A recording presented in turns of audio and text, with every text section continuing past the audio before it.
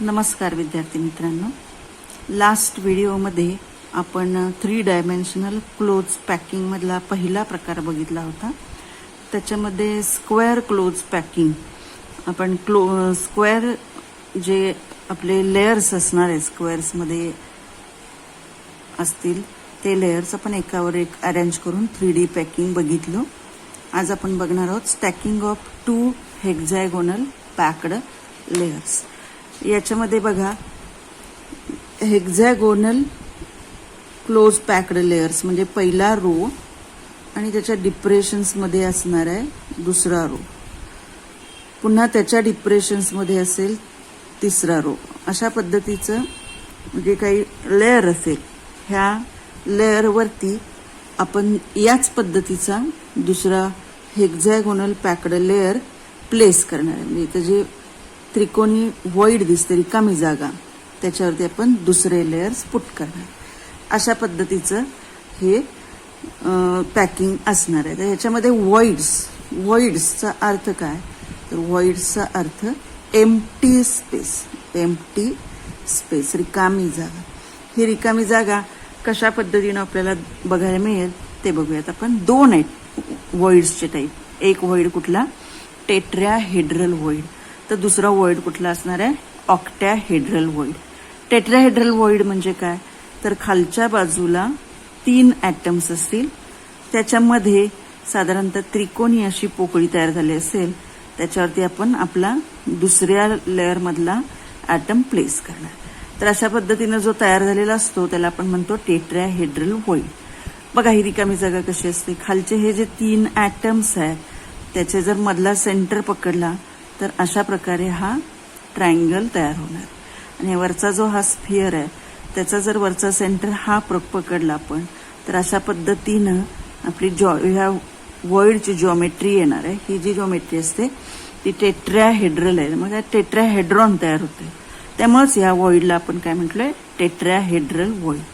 तर दुसऱ्या प्रकारचा जो व्हॉइड असणार आहे की ज्याच्यामध्ये खालच्या बाजूला इथं बघा ह्या निळ्या रंगाने काढलेले आहेत ते 3 काय असणार आहेत, स्फेरिकल ॲटम्स असतील. आणि वरच्या इथं त्रिकोणी पोकळी तयार झाली, परंतु तिथं आपण ॲटम प्लेस करणार नाहीये. तर बघा वरच्या बाजूला इथं रेड कलरनं जे दाखवलेले आहेत ते 3 ॲटम्स आपण प्लेस करणार आहे. तर बघा अशा पद्धतीचं जर असेल तर बघा वरचा जो त्रिकोण आहे त्याचे 3 स्फिअर्स आहेत, त्याचा जर सेंटरचा ट्रायंगल काढला तर तो असा येईल आणि खालच्याचा या पद्धतीने. आणि ह्याच्या जर सगळ्या साईड जोडल्या तर हा ऑक्टॅहेड्रॉन तयार होतो. त्यामुळेच ह्या व्हॉइडला आपण काय म्हणतोय, ऑक्टॅहेड्रल व्हॉइड. तर हे व्हॉइड्स महत्वाचे आहेत. याच्यावरती व्हरायटी टाइप्स ऑफ MCQ विचारले जातात. CET, JEE किंवा इव्हन आपल्या बोर्डाच्या MCQच्या दृष्टीने सुद्धा हे व्हॉइड समजणं अतिशय महत्वाचं आहे. तर बघा हे आपण काय केलेलं आहे, या ठिकाणी 2 लेयर्स फक्त दिले. एक पहिला लेयर हेक्झॅगोनल क्लोज पॅकिंगचा, त्याच्यावर हेक्झॅगोनल क्लोज पॅकिंगचा दुसरा लेयर, असे 2च लेयर दिले. आता आपण काय करणार आहे, stacking of 3 hexagonal packed layers. म्हणजे आता आपण तिसरा लेयर देणार. तर बघा याच्यामध्ये आपण 2 टाइप्स इथं दिलेले आहेत, ABAB पॅटर्न आणि दुसरा ABC पॅटर्न. तर याच्यामध्ये काय करणार आहे आपण, तर पहिला जो असेल हेक्झॅगोनल क्लोज पॅकिंग या पद्धतीनं देणार आहे. पूर्ण लेअरला आपण नाव देऊयात A आणि याच्याबरोबर ट्रायंग्युलर हे जे व्हॉइड्स आहेत ह्याच्यावरती प्लेस करणार आहे आपण दुसरा लेअर. ह्या लेअरला नाव देणार आहे B. तिसरा लेअर देताना आपण कसा देणार आहोत बघा. तिसरा लेअर देताना आपण व्हॉइड्स वगैरे न बघता पहिला A लेअर आहे तसाच तिसरा A लेअर प्लेस करणार आहे आपण. त्यामुळं ह्या पॅटर्नला आपण नाव दिलंय ABAB टाइप ऑफ पॅटर्न असं नाव दिलेलं. तर याच्यामध्ये आपण तिसरा जो लेअर आहे तो लेअर पुन्हा एकदा टेट्राहेड्रल व्हॉइड्सवरच प्लेस करणार आहे. टेट्राहेड्रल व्हॉइड्सवर प्लेस करणार आहे तिसरा लेअर. त्यामुळे या ठिकाणी जे स्ट्रक्चर येतं त्याला आपण नाव देतो hexagonal close packing. Hexagonal close packing किंवा इन शॉर्ट याला आपण म्हणतो HCP. हेक्झॅगोनल क्लोज पॅकिंग असं आपण त्याला म्हणतो. याचं एक्झाम्पल आहे झिंक आणि मॅग्नेशियमच्या मेटलमध्ये या पद्धतीचं आपल्याला स्टॅकिंग बघायला मिळतं, या पद्धतीचे लेयर्स बघायला मिळतात. आता दुसरा जो प्रकार आहे त्याला आपण काय म्हटलोय, एबीसी पॅटर्न. तर पहिले दोन लेयर्स सिंपल असणार आहेत, आपल्याला माहिती त्या पद्धतीनेच पहिला लेअर देणार, डिप्रेशन्स मध्ये प्लेस केलोय आपण. ह्या लेअरला नाव दिलंय ए. ह्याच्यामधली जे ट्रायंग्युलर वॉइड्स आहेत त्याच्यावरती दुसरा लेअर प्लेस करणार, त्याला आपण म्हणतो बी. आणि तिसरा जो लेअर देणार आहे तो देणार आहे आपण ऑक्टॅहेड्रल वॉइड्सवर, ऑक्टॅहेड्रल वॉइड्स. म्हणजे बघा या पद्धतीचे जे वॉइड्स असतील ह्या वॉइड्सवर आपण तिसरा लेअर देणार आहे. आणि या पद्धतीच्या स्टॅकिंग किंवा पॅकिंग म्हणतो आपण, त्याला आपण नाव देणार आहे क्युबिक क्लोज पॅकिंग. नाव काय आहे त्याचं बघा, क्युबिक क्लोज पॅकिंग असं त्याचं नाव असणार आहे. CCP इन शॉर्ट आपण त्याला काय म्हणतो, CCP, क्युबिक क्लोज पॅकिंग असं त्याचं नाव. कॉपर आणि सिल्वर याचे एक्झाम्पल जे आहेत ती कुठले आहेत बघा, कॉपर, सिल्वर ही याची एक्झाम्पल्स आहेत. तर अशा पद्धतीनं stacking of 3 hexagonal packed layers, 3 layers, याचा अर्थ काय, एक लेअर, दुसरा लेअर, तिसरा लेअर. तिसरा लेअर देताना दोन प्रकार येतात, एक कुठला एबी पॅटर्न, म्हणजे एक पॅटर्न ए लेअर म्हणून, त्याच्यावर दुसरा बी लेअर, त्याच्यावर तिसरा जो लेअर आहे तो ए पद्धतीनंच म्हणजेच टेट्राहेड्रल वॉइड्स कव्हर करणारे. आणि दुसरा जो प्रकार आहे त्याला एबीसी पॅटर्न म्हणतो, त्याच्यामध्ये ए लेअर, त्याच्यावरती बी लेअर आणि तिसरा लेअर ऑक्टाहेड्रल वॉइड्सवर देणार, ते असणार आहे CCP टाईप ऑफ पॅकिंग. ह्या दोन्ही ठिकाणी कोऑर्डिनेशन नंबर येतो 12. या दोन्ही प्रकारांमध्ये कोऑर्डिनेशन नंबर येतो 12. आता लक्षात घ्या, नंबर ऑफ वॉइड्स आपल्याला जर चेक करायचे असतील तर बघा आपण या पद्धतीनं बघा करू शकतो. आपल्याला CET, JEE किंवा बोर्डाच्या ह्याच्यामध्ये जर प्रश्न आले तर हे लक्षात राहणं महत्वाचं आहे. तर आपल्या क्रिस्टलमध्ये किती ॲटम्स आहेत, टोटल नंबर ऑफ ॲटम्स, त्याला आपण म्हणूया कॅपिटल N. तर त्याच्यामध्ये जर हे जर N number of atoms place केलेले असतील आपल्या ह्या हेक्झागोनल क्लोज पॅकिंगमध्ये, तर लक्षात घ्या नंबर ऑफ टेट्राहेड्रल वॉइड्स इथे किती असणार आहे, 2N. आणि नंबर ऑफ ऑक्टाहेड्रल वॉइड्स असणार आहेत N. म्हणजे जर का 10 ॲटम्स असतील, 10 स्फेरिकल ॲटम्स असतील आपल्या क्रिस्टलमध्ये, तर त्याच क्रिस्टलमध्ये टेट्राहेड्रल वॉइड्स तयार होणार आहेत. 10 दुने 20 टेट्राहेड्रल वॉइड्स आणि ऑक्टाहेड्रल वॉइड्स किती तयार होणार आहेत, 10च राहणार आहेत. तर अशा पद्धतीनं या ठिकाणी आपल्याला नंबर ऑफ वॉइड्स हा पॉईंट सुद्धा महत्वाचा आहे. त्याच्यानंतर नेक्स्ट पॉईंट येतो, त्याला आपण काय म्हणतो बघा, त्याला आपण म्हणतो पॅकिंग इफिशियन्सी. नावातूनच लक्षात येतं इफिशियन्सी बघणार आहे, कार्यक्षमता बघणार आहे क्रिस्टलची. ती कशी बघणार, तर त्याच्यासाठी आपल्याला आधी त्याची डेफिनेशन माहीत पाहिजे. त्याची डेफिनेशन काय बघा, इट इज अ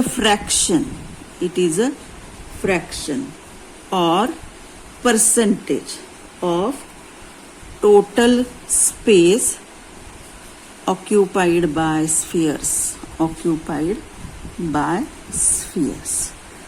म्हणजे बघा आपल्या क्यूबमध्ये स्फिअर्सनी किती आपलं व्हॉल्यूम ऑक्युपाय केलाय त्याला आपण काय म्हणतो, इफिशियन्सी म्हणतो. पॅकिंग इफिशियन्सी पर्सेंटेजमध्ये आपण ही काढणार आहोत.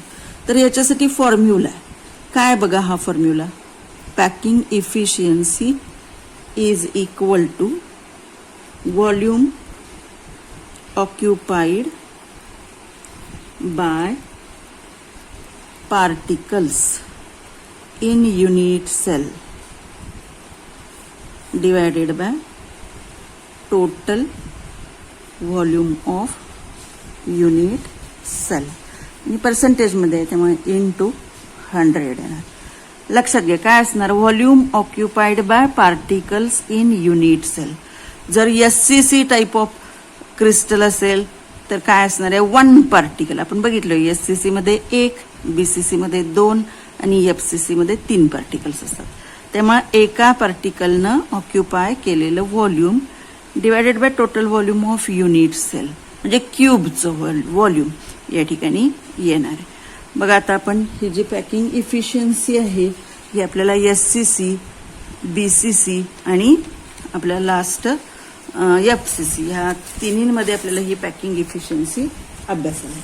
तर आज आपण बघूयात packing efficiency in SCC. Packing efficiency in SCC. SCC म्हणजे काय? Simple cubic crystal.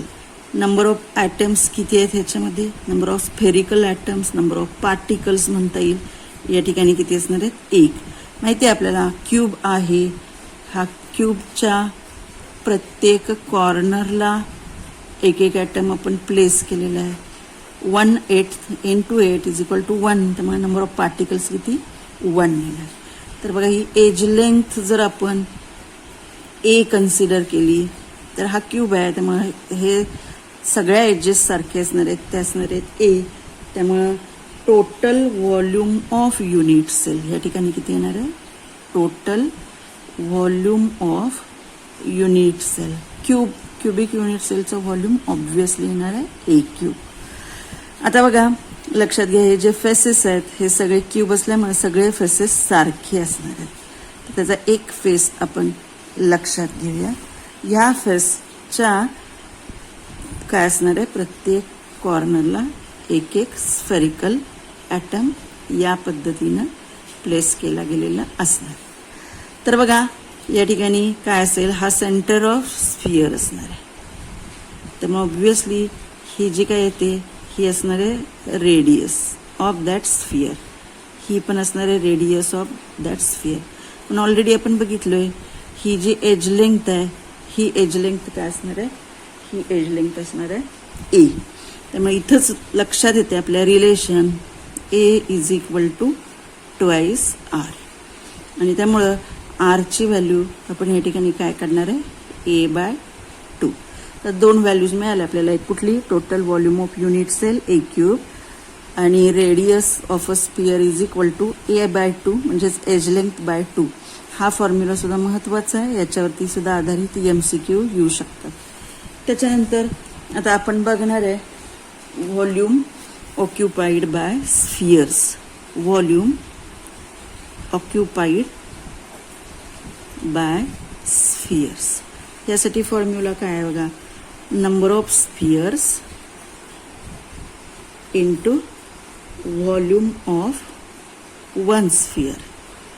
लक्षात घ्या SCC मध्ये 1 स्फिअर आहे, BCC मध्ये 2 स्फिअर्स आहेत आणि FCC मध्ये 4 स्फिअर्स आहेत. तर ह्या ठिकाणी ती व्हॅल्यू येणार आहे. तर आपला इथे SCC आहे त्यामुळे स्फिअर किती आहे? 1 आहे. व्हॉल्यूम ऑफ 1 स्फिअर काय येणार आहे बघा? या ठिकाणी आपल्याला झालेलं असतं 7वी 8वी 9वी 10वीला हे रिलेशन आपल्याला हे झालेलं आहे. काय आहे हे रिलेशन? 4/3 पाय R क्यूब. काय असेल रिलेशन? 4/3 पाय R क्यूब. त्यामुळं व्हॉल्यूम ऑफ पार्टिकल काय येईल बघा?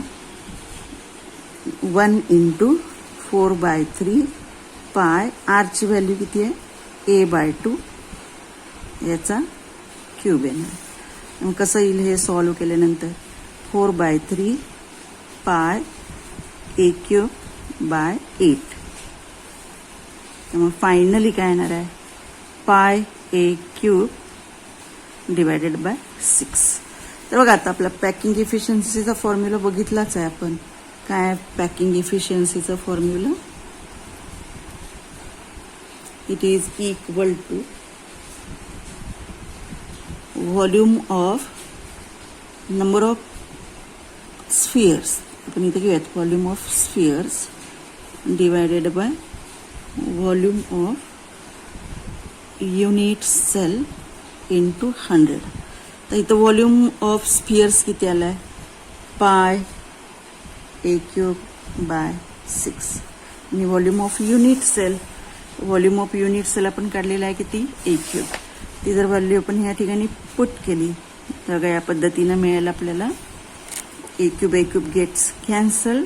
त्यामुळे काय येणार फायनल व्हॅल्यू?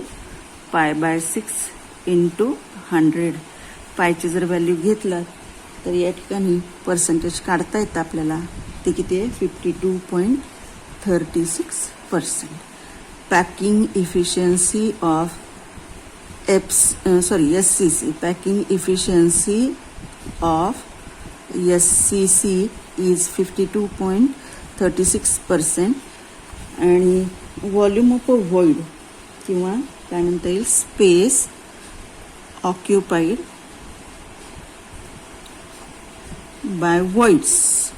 100 मधून ही व्हॅल्यू वजा करायची, म्हणजे उरलेली जर 100 52% जागा SCC मधल्या स्फिअर्सनी घेतलेली असेल तर उरलेली रिकामी जागा असणार आहे. मग ती रिकामी जागा किती असणार आहे?